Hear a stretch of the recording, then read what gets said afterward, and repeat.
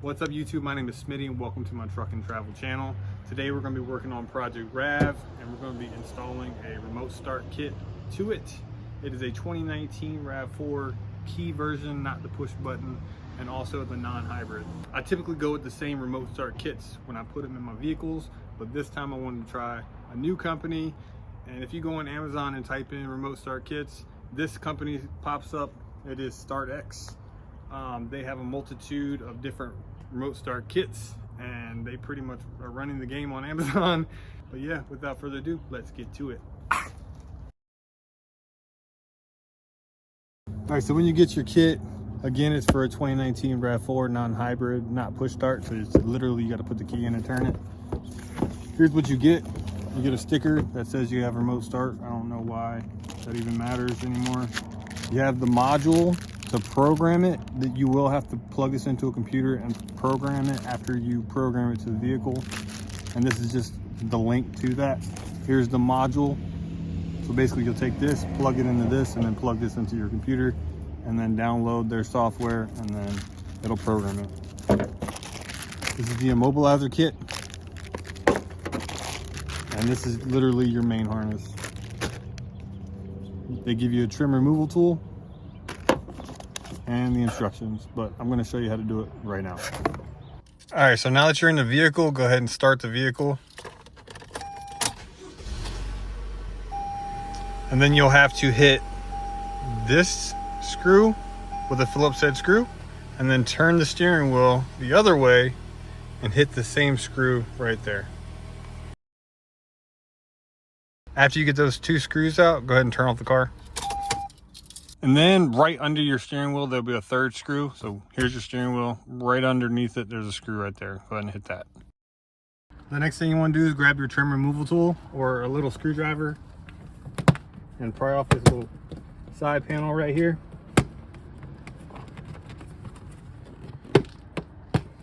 It's just in there with clips. All right, so people go about this in totally different ways. You could unscrew these screws down here to give you more access, but you don't really need to do that. All you got to do is right here, pull it down just like that, grab the little trim removal tool and just pry it open just like that. It'll give you enough room to work and you ain't got to take out any more bolts. Next, you're going to hop over to the passenger side, remove any floor mats that might get in the way. Then you're going to pop off this trim, take out that little retainer clip right there, and then pop off this kick panel right here on the passenger side.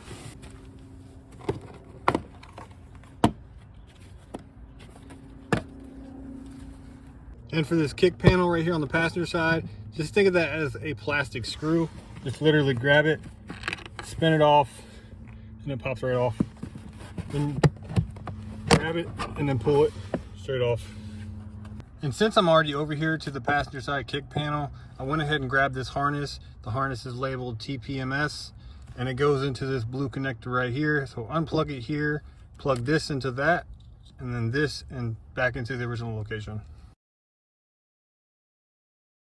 After you get those plugged in, what'll be remaining is this wire right here that actually says TPMS. What you're gonna do is you're gonna run this wire around under this carpet and then through to the driver's side. All right, so after you get those screws out, go ahead and grab your trim removal tool and you're gonna have to separate these two pieces around the ignition. You see where that crack is right there?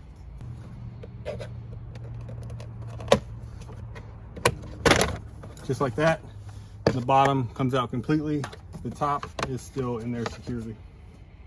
All right, so the next step is grab the main harness with everything on it. And you're gonna find the white connector.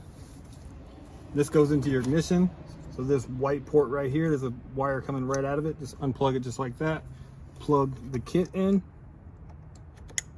And then plug the one you just unplugged back into the corresponding one. Just like that. Then you're gonna tuck these wires down here like so, making sure you're not near the steering column because this steering column does move. So if any wire, if you're turning and a wire gets caught up in there, it'll be disastrous. All right, so after you get the ignition plugged in, run the wire over the airbag. It's hard to film in there. You see how the wire goes around? Just like that. All right, so after you do that, you're gonna hook in these two connectors right here, which go into your body control module, or the BCM. The BCM is right there. You see that red and white wire right there on the top? Actually, the red and wire right there on the top. That's where the BCM starts, and there's 3 connectors. It's really hard to film in there, but I'm gonna try. All right, so there's that red and white wire right there on the top. So that's connector 1. There's connector 2. And then right down there at the bottom is connector 3. You're gonna disconnect the middle one and the bottom one. And then you're gonna plug in this to the BCM. The wire you unplugged, plug it into this side, and you're done with that one, and do the same thing with the other connector. Again, this is really hard to film, but I got it hooked up. As you can see, here's the connections right here on the side. And if you follow that wire, that's where it connects to. See it moving? And then the bottom one, it's even harder to film, but you can see it moving. So the very last wire you got to worry about is the Immobilizer one.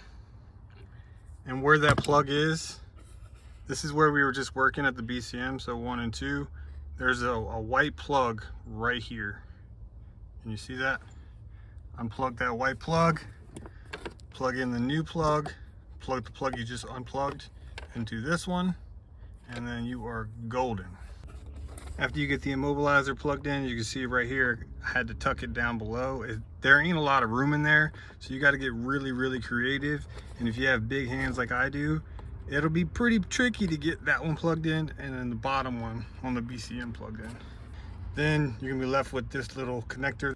After you plug in the Immobilizer up there with the white connector, you're gonna run the wire that comes off of it straight to the actual tag that says Immobilizer. So Immobilizer to Immobilizer. And then the white wire from the passenger side that says TPMS, you're gonna find the one that says TPMS. There's a connector on it. Go ahead and plug it in. Just like that. The last thing you have to do is, it comes with a ground wire. You have to find a metal bolt, possibly right here, is what I'm thinking, or possibly right there. Just unscrew that bolt, slip that circular disc in there, and then screw the bolt back down. As you can see, I chose this bolt right there. I wanted it to be a very, very secure ground, because you don't want to play around with grounds, because they're very important. And where I put it, this is the lever to adjust your steering wheel. I just went right behind it. All right, so now that we're programming, you're gonna wanna grab the module. Looks like this. There's a bunch of connectors.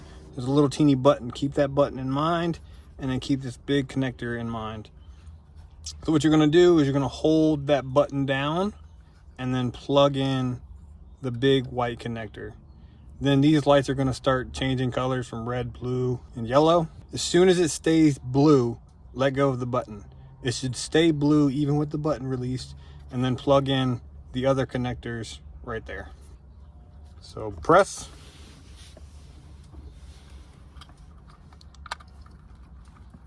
Plug in. Release. Done. Plug in these other connectors.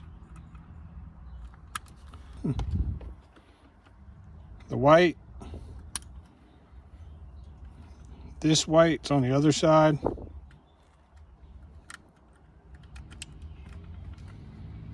Next, you want to grab your key, turn it to the on position, but don't crank it. It'll start to flicker blue, and once it's solid blue, you're good to start the vehicle. Solid blue, then start the vehicle.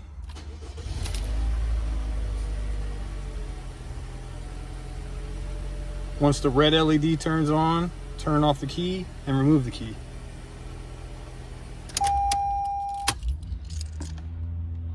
Then start the key again.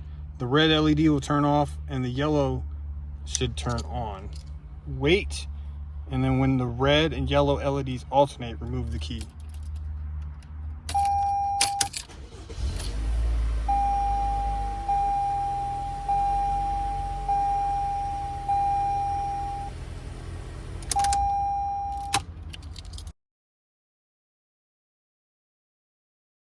All right, so after it starts blinking red and yellow, go ahead and unplug it from your vehicle and then take it to a computer and you have to program it or get it decoded.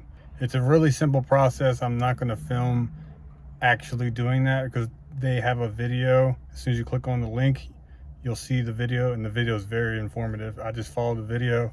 Now I'm done. Now I'm gonna plug this back in the vehicle.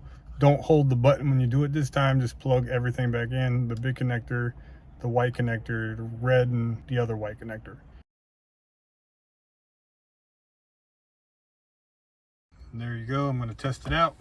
And with this kit, your factory remote will work. Just hit the lock button 3 times and it should start the vehicle. Now we're going to test it out. Lock, lock, lock.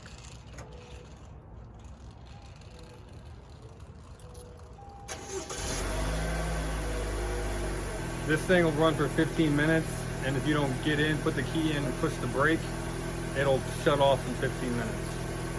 Or if you're not ready to leave yet and it's about 10 minutes and you're like, man, I'm gonna shut it off, I'm not leaving yet, just hit the button 3 times again. So lock, lock, lock, and it should shut off.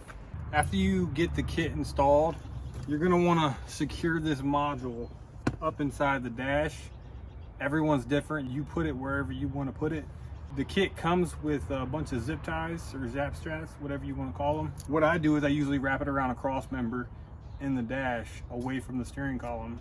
After you secure your module, go ahead and button up everything, put this back together, put your covers back around your steering column, put your kick panel back on over there, put your floor mats back in if you took them out, and yeah, you're done. You have remote start.